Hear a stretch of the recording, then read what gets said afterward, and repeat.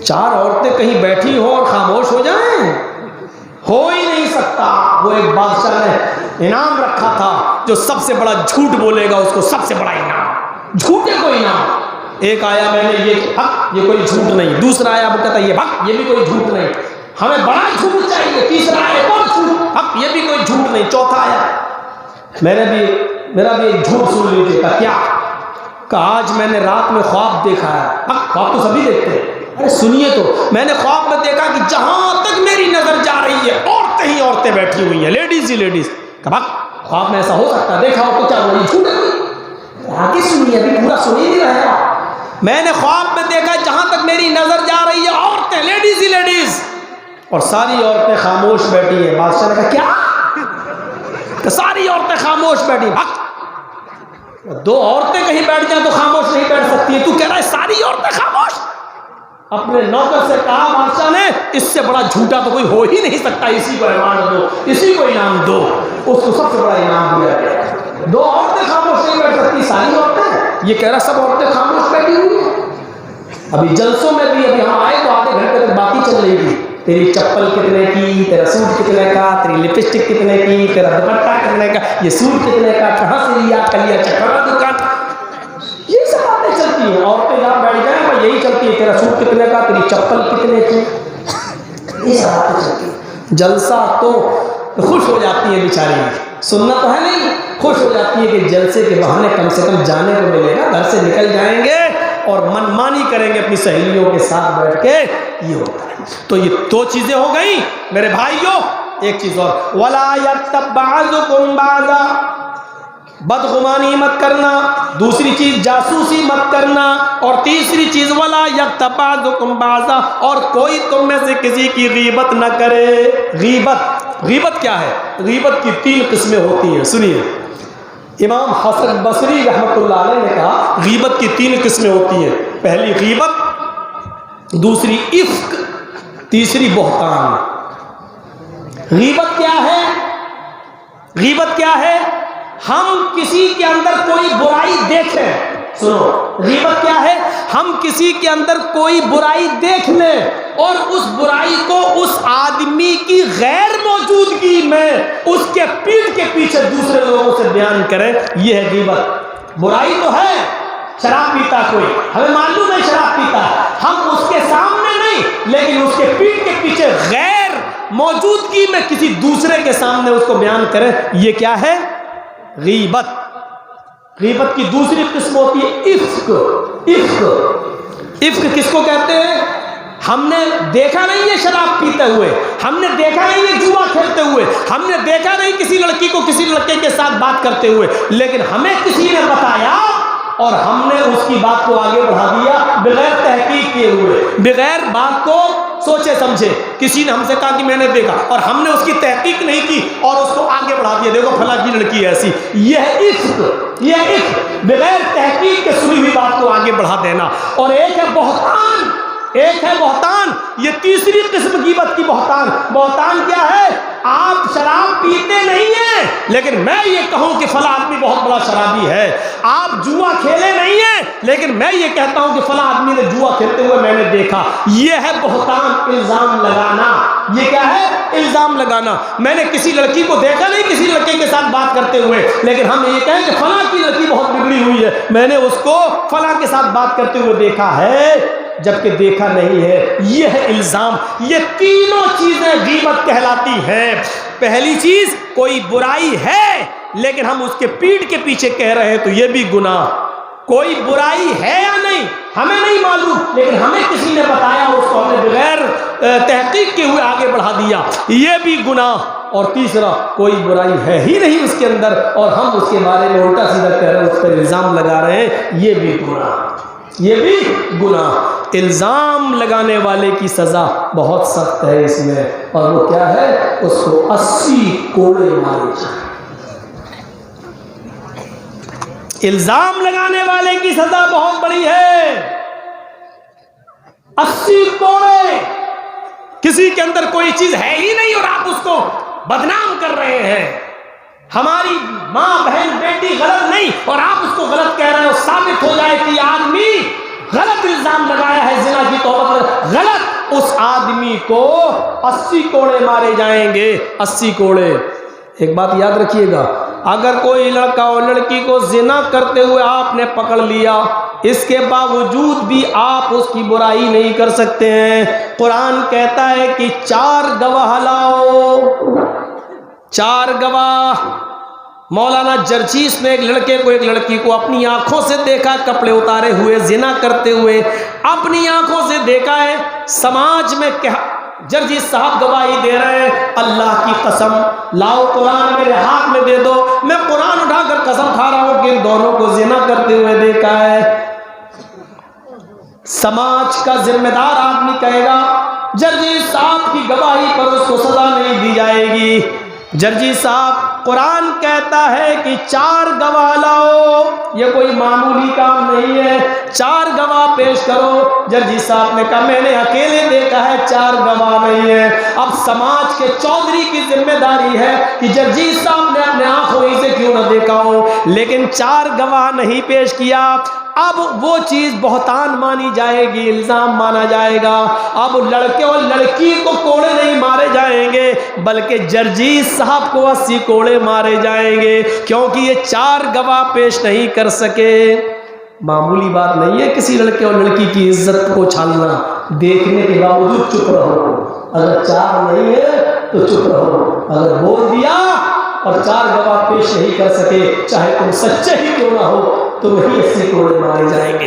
2 लोगों ने देखा और दोनों गवाही दे रहे हैं, साहब मैंने देखा है, लेकिन 4 लाओ, नहीं लाए तो दोनों को 80-80 मारे जाएंगे। चाहे वो कितने बड़े सच्चे हो, कुरान उठाकर कसम खाए, फिर भी नहीं मानी जाएगी उनकी बात। तहदीद मुतय्यन कर दी, 4 गवाह लाओ। जाहिर बात है न लड़की 4 के सामने गलत काम करेगी, न तुम लाओगे, न नंगा करने का तुम्हें हक है, क्योंकि ये काम तो अकेले में किया जाता है। अकेले में किया, वो जाने, उनका रब जाने तुम कौन होते हो। अगर तुमने अकेले देखा तब भी खामोश रहो, उनको तौबा करने का मौका दो। 2 ने देखा तब भी खामोश रहो, उनको तौबा करने का मौका दो। 3 ने देखा, 3 की भी नहीं मानी जाएगी। समाज का चौधरी कह रहा 3 ने देखा, लाओ लड़के लड़की को, नहीं। 3 कसमें खा रहे हैं हमने देखा, नहीं। 4 लाओ, 3 कह रहे हैं और 4 वो नहीं ला सके तो उन तीनों को 80-80 कोड़े मारे जाए। हाँ, अगर 4 ने देखा और 4 ने गवाही दी, तब फिर लड़के और लड़की को सजा दी जाएगी। अगर वो शादीशुदा है तो पत्थरों से मार मार के खत्म कर दिया जाएगा। लड़का शादीशुदा है और लड़की कुंवारी, तो लड़के को पत्थरों से मार मार के खत्म कर दिया जाएगा और लड़की को 100 कोड़े मारकर 1 साल के लिए शहर से निकाल कर दूसरे शहर में भेजा जाएगा। लड़की शादीशुदा है और लड़का कुंवारा, तो लड़की को पत्थरों से मार मार के हलाक कर दिया जाएगा और लड़के को 100 कोड़े मारकर 1 साल के लिए शहर से अलग कर दिया जाएगा। फर्क इतना है, दोनों शादीशुदा हैं तो दोनों को पत्थरों से मारा जाएगा। फर्क क्या है? लड़के को खुलेआम मैदान में दौड़ा दौड़ा के मारा जाएगा और लड़की को सीने के बराबर जमीन में गाड़ के सिर्फ उसके सर पे पत्थर मार के उसको मारा जाएगा। ये कोई मामूली सजा नहीं है।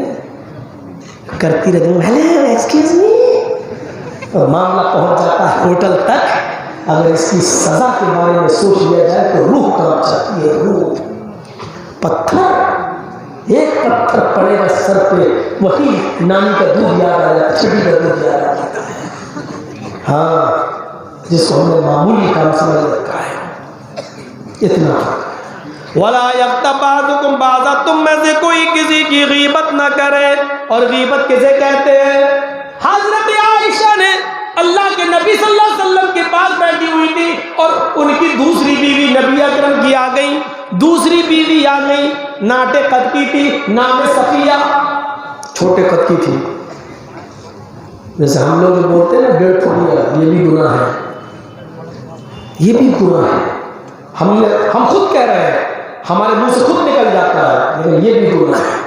उसका नाम जो है नाम लीजिए आप। किसी को नाटा, लंबा, काला, ए कल्लू सुन,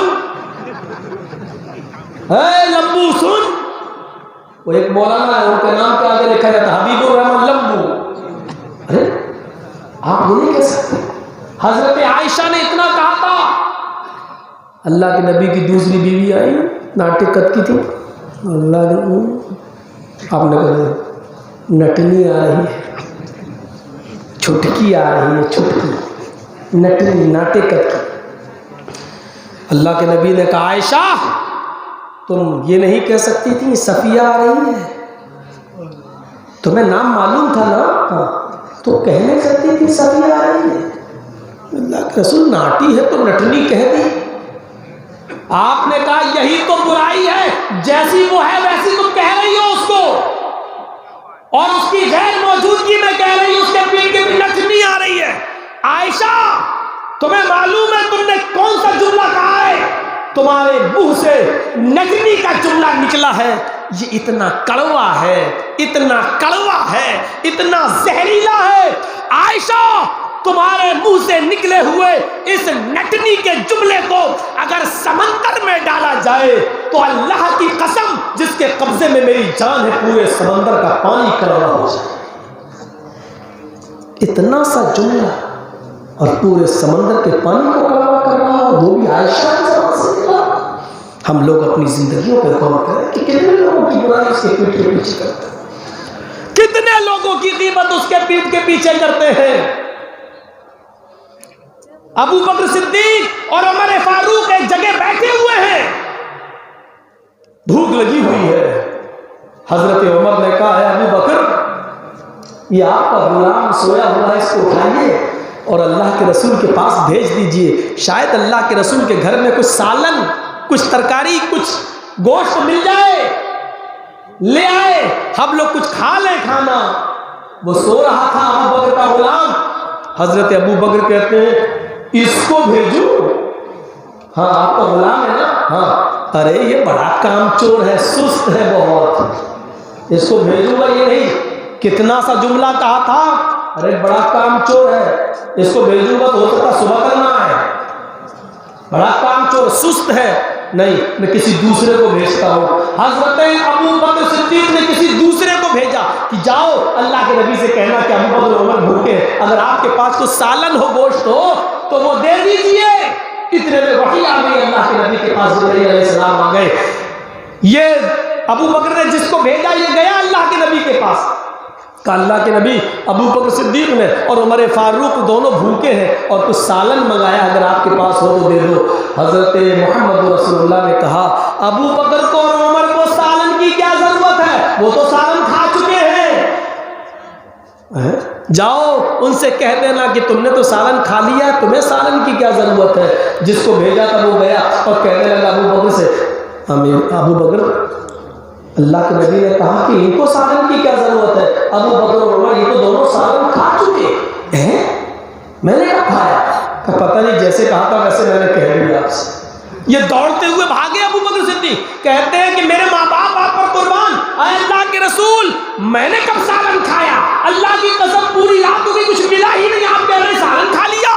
आपने फरमाया जो तुम्हारा गुलाम सोया हुआ है, तुमने ये कहा था, ये नहीं कहा था कि ये बड़ा सुस्त है और कामचोर है, ये क्या जाएगा हम दूसरे को भेजते हैं। कहा ये तो कहा था, कहा यही तो सालन था, तुमने अपने भाई का गोश्त खा तो लिया है, अब तुम्हें दूसरे गोश्त की क्या जरूरत है। सुस्त और कामचोर कहना भी वो भी अबू बकर के मुंह से। अब सोचिए हम और आप कैसे लग रहे हैं, कहां खड़े हैं, किस समाज में जी रहे हैं। बदलो, एक इनकलाब पैदा करो, एक इनकलाब लाओ। मेरे भाइयों कम से कम 20 साल की तकरीरों के बाद कुछ लगना चाहिए कि कुछ अमली मैदान में आगे निकल रहे हैं। बकिया इसी किस्म की बातें और इस्लाह मुआशरे से जुड़ी हुई बातें इंशाअल्लाह 4 और 5 फरवरी को मौज़मपुर स्टैंड पर आपके सामने मैं खिताब करूँगा। 1:15 बज गया है, तकरीबन 12 बजे से ज़्यादा होना भी नहीं चाहिए, सर्दी का माहौल है। आइए हम सब दुआ करें अल्लाह ताला से कि लाल आलमीन हमें जासूसी से बचा ले, हमें बदगुमानी से बचा ले, और हमें गीबत से बचा ले, हम आपस में भाई भाई बनकर रहने की तौफीक अता